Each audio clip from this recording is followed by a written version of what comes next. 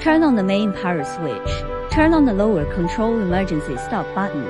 Select the upper control operation. Select the walking function. Press the handle to move forward. Pull the handle to move backward. Press the left button on the top of the handle. Press the handle to turn left. Press the right button on the top of the handle. Press the handle to turn right. Select the lift button. Press down the handle to raise the device.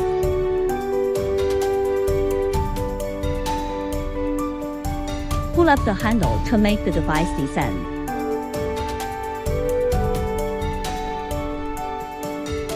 The foot extension switch. The retractable workbench. The device can walk slowly after being raised. Switch to the lower control operation. Add button to raise the device. Lower button to lower the device. The demo is over.